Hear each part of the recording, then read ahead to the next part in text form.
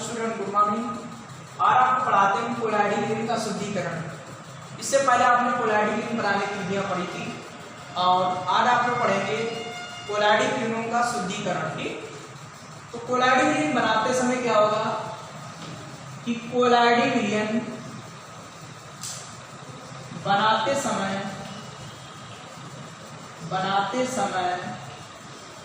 इसमें कुछ विद्युत अपघट्य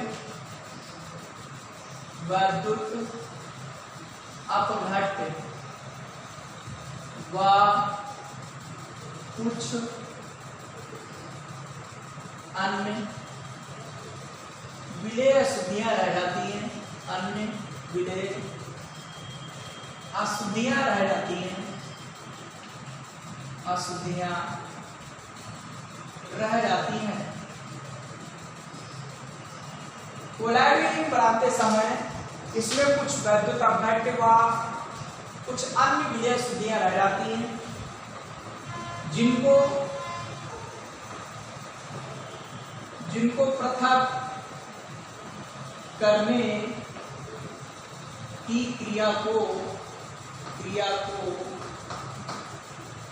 कोलाइडी विलीनों का शुद्धिकरण कहते हैं। ठीक, कोलाइडी विलीन बनाते समय इसमें कुछ विद्युत अपघट्य व अन्य विलेय अशुद्धियां रह जाती हैं जो कोलाइडी विलीन को अस्थायी कर देती हैं। ठीक, चाहो तो लिख सकते हो कि इनके कारण कोलाइडी विलीन अस्थायी हो जाते हैं। ठीक, बात सबको सुना है कि नहीं?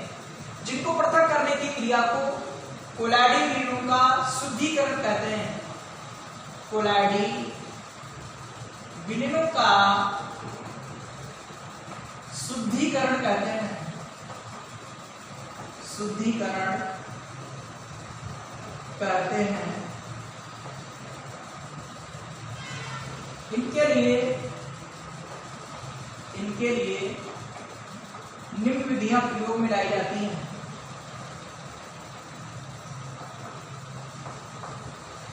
इनके लिए निम्न विधियों का प्रयोग किया जाता है।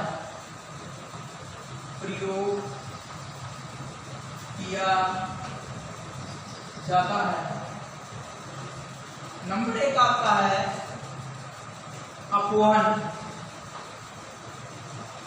अपोहन। दूसरा है विद्युत अपोहन और तीसरी विधि है अति सूक्ष्म निस्यंदन।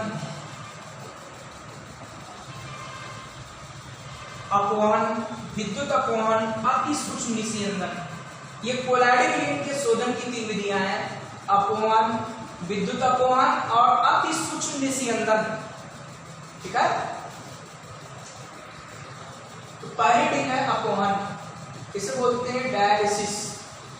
तो अपोहन में क्या होता है कि जो कोलाइडी कण है, कोलाइडी कण चर्मपत्र झिल्ली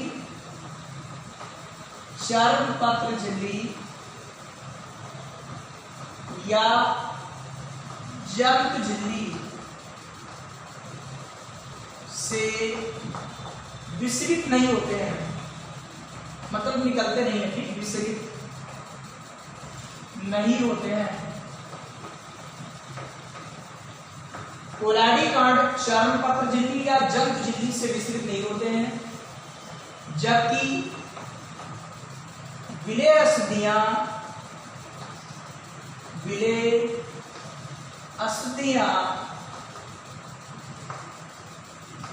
झिल्ली से विसरित हो जाती है। झिल्ली से विसरित हो जाती है, विसरित हो जाती हैं। कोलाइडी कण चर्मपत्र झिल्ली या जंतु झिल्ली से विसरित नहीं होते हैं, जबकि विलेय अशुद्धियां झिल्ली से विसरित हो जाती हैं। अशुद्ध कोलाइडी विलीन को क्या लिखेंगे? अशुद्ध कोलाइडी विलीन, अशुद्ध कोलाइडी विलीन या लिख सकते हो साल को जंतु झिल्ली में लेकर, एक देखो फिगर देख लो साइड में बना लेंगे, ये जल से भरा पात्र है, ये जल से भरा पात्र है और इसमें जल प्रवेश करने और निकलने की व्यवस्था होती है। इसमें जल प्रवेश करने की व्यवस्था है और यहां से निकलने की व्यवस्था है, ये जल निकलने की व्यवस्था होती है और ये जंतु झिल्ली है।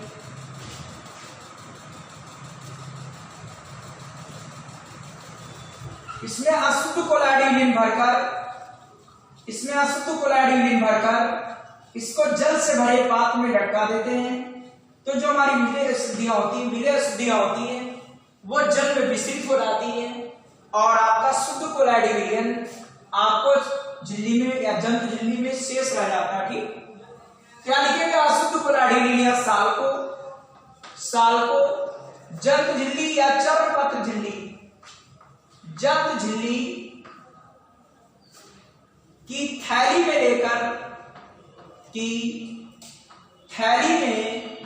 लेकर इसे जल से भरे पात्र में लटका देते हैं। जल से भरे पात्र में लटका देते हैं,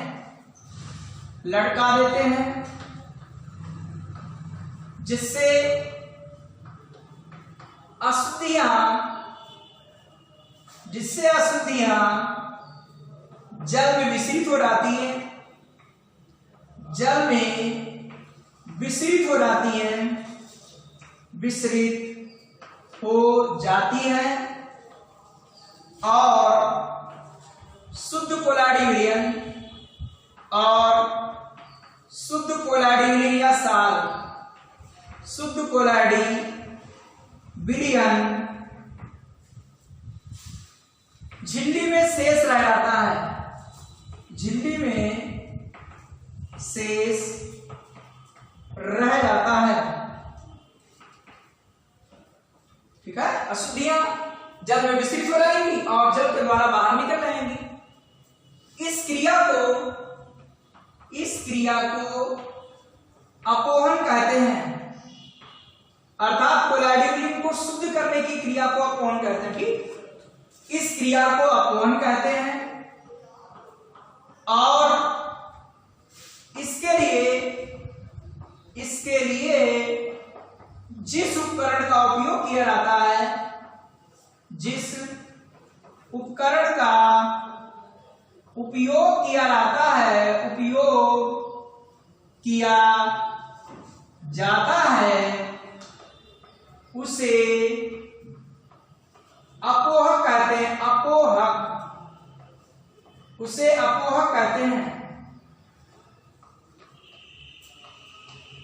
ठीक, कोलाइडी कण चर्मपत्र झिल्ली या जंतु झिल्ली से विस्तृत नहीं होते हैं, जबकि विलेय अशुद्धियां झिल्ली से विस्तृत हो जाती हैं। अशुद्ध कोलाइडोलिन को जंतु झिल्ली की थैली में लेकर इसे जल से भरे पात्र में लटका देते हैं, जिससे अशुद्धियां जल में विस्तृत हो जाती हैं और शुद्ध कोलाइडोलिन झिल्ली में शेष रह जाता है।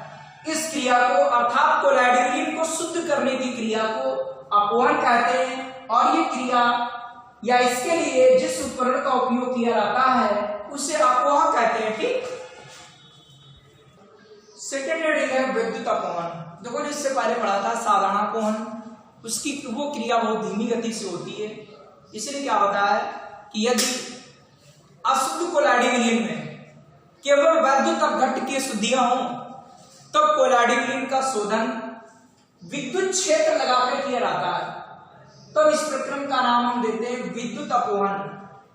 इसमें क्या होता है कि अशुद्ध कोलाइडोलिन को जंतु झिल्ली या उपयुक्त झिल्ली में भरकर, ये जंतु झिल्ली है या चर्मपत्र झिल्ली है, इसमें भरकर क्या करते हैं, यह अशुद्ध कोलाइडोलिन भरा हुआ है, बाहर आपकी चर्मपत्र झिल्ली है या पार्चमेंट पेपर से कहते हैं, या जंतु झिल्ली, और यहां पर जल भरा हुआ है। ठीक, बिल्कुल सेम फिगर उसी तरीके से है, बस थोड़ा सा इसमें विद्युत क्षेत्र लगाना पड़ेगा।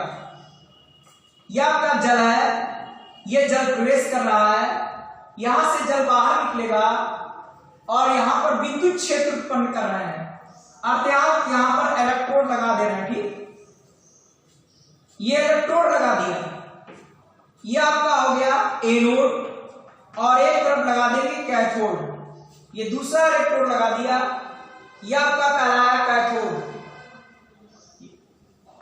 ठीक है, अब क्या करेंगे, इलेक्ट्रोडों के मध्य जब विद्युत धारा प्रोवाइड करेंगे तो जो इसमें वैद्युत अपघट्य की शुद्धियां हैं वो विपरीत इलेक्ट्रोड की ओर गतिशील होंगी। इधर जो ऋण वाली शुद्धियां वो इधर की ओर आएंगी, धन वाली शुद्धियां इधर की ओर गतिशील करेंगी। ठीक, गतिशील होंगी, ये धन वाली शुद्धियां ला रही है या आपकी ऋण वाली शुद्धियां ला रही है, विपरीत इलेक्ट्रोड की ओर गतिशील होंगी और हमें शुद्ध कोलाइडल प्राप्त हो जाएगा। ठीक, ये अशुद्धियां ला रही है सब इससे निकल कर, और इस प्रकार आपका कोलाइडल शुद्ध मिल जाएगा।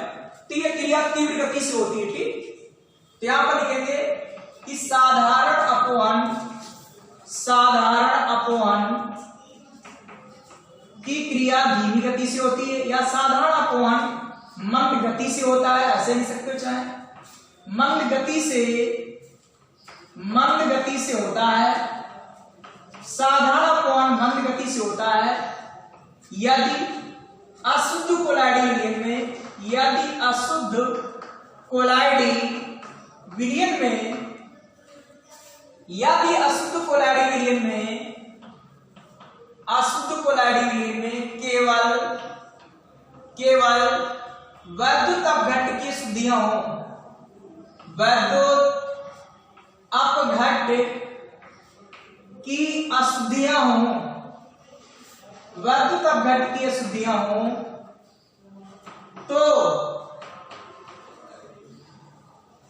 तो इसमें वैद्युत क्षेत्र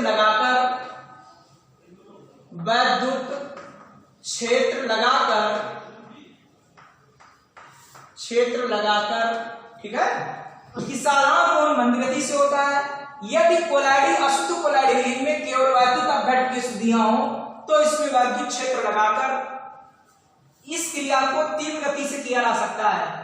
तो इसमें वैद्युत क्षेत्र लगाकर इस क्रिया को तेजी से किया जा सकता है, तेजी से किया जा सकता है। तब इस प्रक्रम को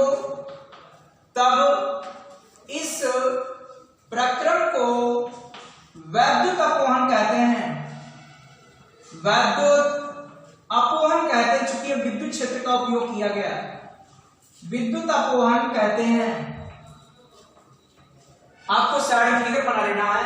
अब इसमें क्या लिखना है, नई लाइन से लिखेंगे कि अशुद्ध कोलाइडल विलयन को, अशुद्ध कोलाइडल मोस्ट इंपॉर्टेंट है, शोधन की विधियां ध्यान रखिएगा आप लोग कि अशुद्ध कोलाइडल विलयन को चर्मपत्र झिल्ली या जंतु झिल्ली, कोई लिख सकते हो, चर्मपत्र झिल्ली या जंतु झिल्ली की थैली में लेकर, अशुद्ध कोलाइडल विलयन को जंतु झिल्ली की थैली में लेकर इसे जल से भरे पात्र में लटका देते हैं और इस थैली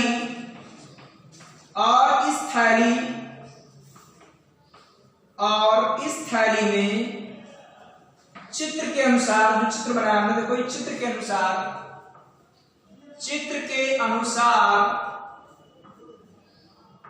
विद्युत क्षेत्र उत्पन्न करते हैं या इलेक्ट्रोड लगा देते हैं, इलेक्ट्रोड लगा देते हैं। विद्युत धारा प्रवाहित करने पर, विद्युत धारा प्रवाहित, भाई इलेक्ट्रोड लगा दिया, अब इनके पर विद्युत धारा प्रवाहित करेंगे। विद्युत धारा प्रवाहित करने पर करने पर विद्युत अपघट्ट की शुद्धियां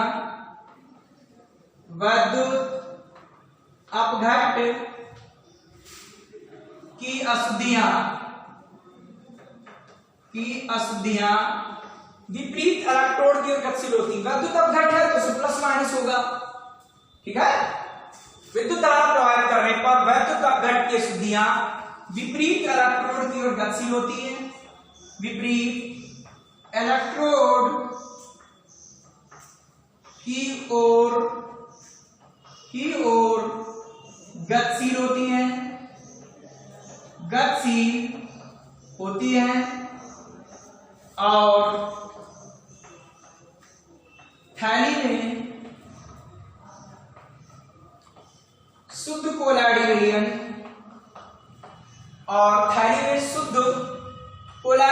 शेष रह जाता है। कोलॉइडल विलयन या साल शेष रह जाता है। तो इस प्रकार आपकी विद्युत अपवहन विधि हो गई, ठीक। फिगर वही है, बस इसमें दो इलेक्ट्रोड लगा लेते हैं, एक कैथोड और एक एनोड। ये आपका लगा दिया एनोड, उधर लगा दिया था आपका कैथोड, और इनके बाद जब विद्युत धारा प्रवाहित करेंगे तो जो अशुद्धियां हैं विपरीत इलेक्ट्रोड की ओर झिल्ली में से निकलकर बाहर आ जाएंगी, ठीक। चाहे इसे लिख सकते हो कि विद्युत धारा प्रवाहित करने पर विद्युत अपघट्ट की अशुद्धियां थैली में से निकलकर विपरीत इलेक्ट्रोड की ओर गतिशील होती हैं। ऐसे लिख सकते हो चाहे कि अशुद्धियां थैली से निकलकर लिख सकते हो ऐसे चाहो, ठीक है। ये अशुद्धियां थैली से निकलकर विपरीत इलेक्ट्रोड की ओर गतिशील होती है और थैली में शुद्ध कोलॉइडल शेष रह जाता है, ठीक। तो ये विधि हो गई विद्युत अपवहन की, उसका फिगर भी बनाएंगे आप लोग, ठीक।